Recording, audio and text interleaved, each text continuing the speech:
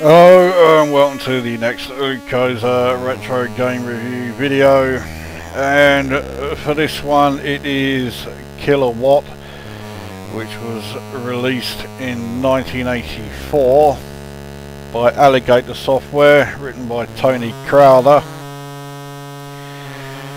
Now, in the early to mid 80s, Tony Crowther was quite a prolific games producer. He wrote a hell of a lot. Unfortunately, a sizable number of his games left you wondering, why did he even bother?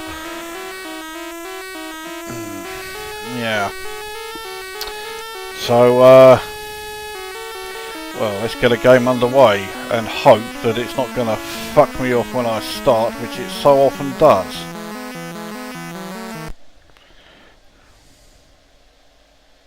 Yep, it does. It starts you in such a position that you are actually in contact with the wall, so you lose your first life immediately. It hasn't exactly got off to a flying start. So anyway, the idea is to get through this long series of caves, destroying the various enemies and whatever that you encounter. And you need to destroy all of these things that look a bit like light bulbs. And then once you've done that and got to the end of the level, you can then progress to the next level. So like a lot of Tony Crowther games, the actual premise of the game is fairly simple. That, however, is the only thing that is simple about it. This game is fucking hard. Thankfully it's not constantly scrolling. You can change the speed and the direction that you're going in, but even with the ability to do that, the game is fucking difficult.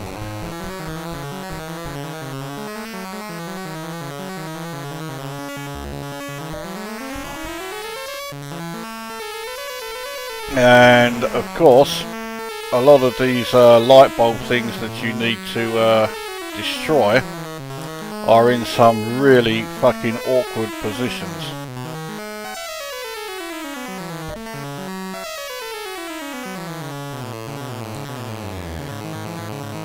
As well as having a hard time actually getting to them, getting out of the location where they were is also fucking difficult. So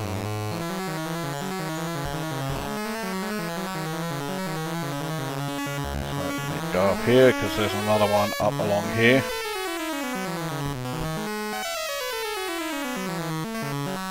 Oh, fucking hell!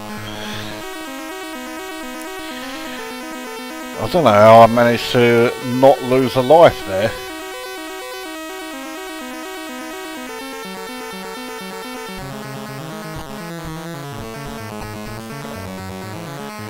Alright, so now this tough part. But if I lose a life now, which is very possible, we will then see another issue, shall we say, that I have with this game, which is that it takes you all the way back to the fucking start of the level, and you have to get through the whole fucking thing again. Now, you don't have to destroy everything again, and you know, the light bulb things that you've picked up stay, you know, gone, but yeah, you still got to make your way through it, through all these fucking really tight areas.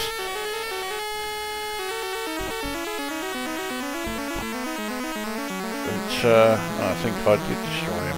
Okay, so here we go, attempt 2.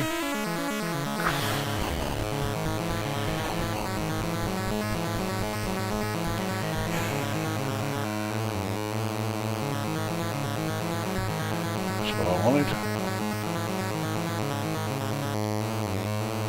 Now, yeah, I do need to go back this way because there is another one back over here. There we go. Oh, Jesus Christ, I didn't want to be going that quick. Oh well, I made it, so. Alright, I don't know which way to go now. This area looks a bit cuntish, which tells me there will be one around here. But I have missed one, so I've got to go back again. Jesus fucking Christ.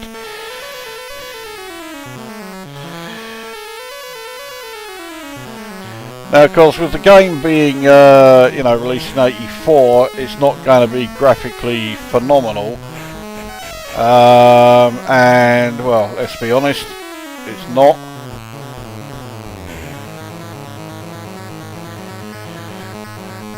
And, okay, it's not exactly the most memorable of games, even though it does have, oh, you cunt, it does have quite a cult following. I think because it caused me to lose life at the start, that's game over. Yeah. Right, well, let's get another game underway and get the review underway then. So, graphically,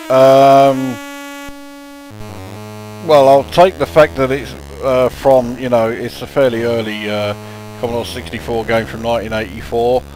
So I'll be kind and say that the graphics are shit. I mean, there really is nothing here that is in any way impressive. I mean, what few sprites there are. I mean, okay, they're not monochrome, so I suppose they do have that going for them, but I mean, they are extremely basic. Audio, the audio of this game makes me jealous of deaf people. In fact, I've been meaning to review this game for a while, but I actually was waiting for a day where my tinnitus was a little bad, so it could possibly drown out this fucking horrific music. The sound effects in the game are extremely basic, which is hardly surprising because everything else in the game is pretty basic as well. I don't think it's entirely due to the age of the thing, but yeah, they are basic all the same. And then gameplay, I don't think it deserves the sort of somewhat high standing it has within like its sort of cult following.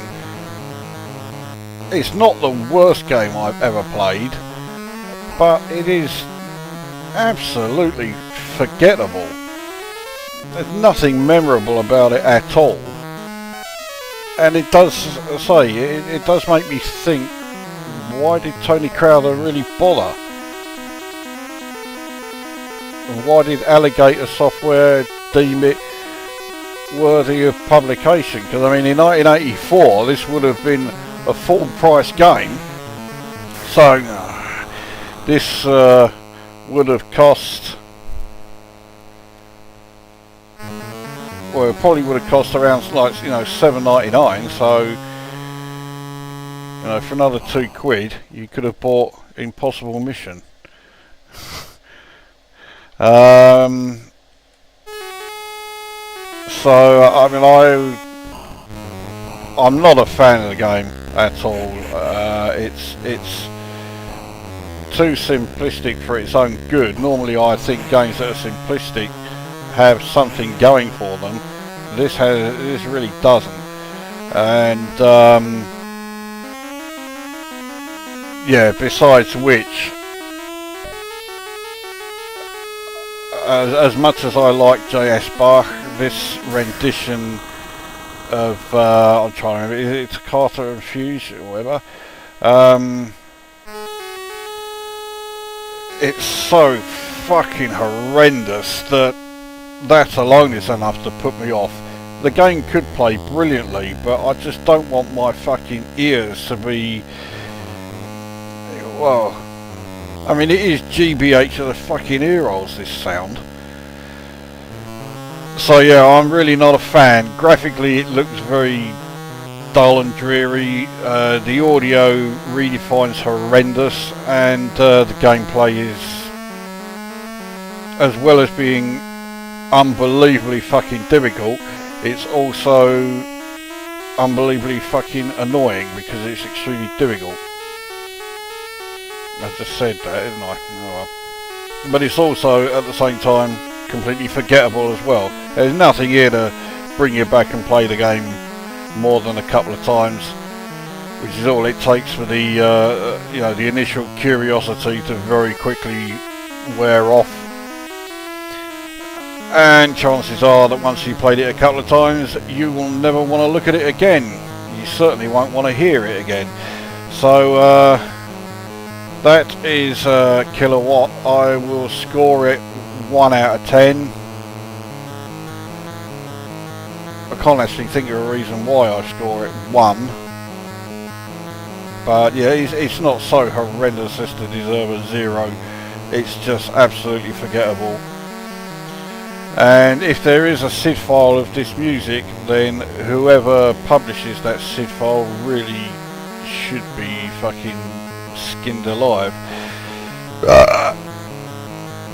So there we go, Kilowatt from Alligata, 1 out of 10.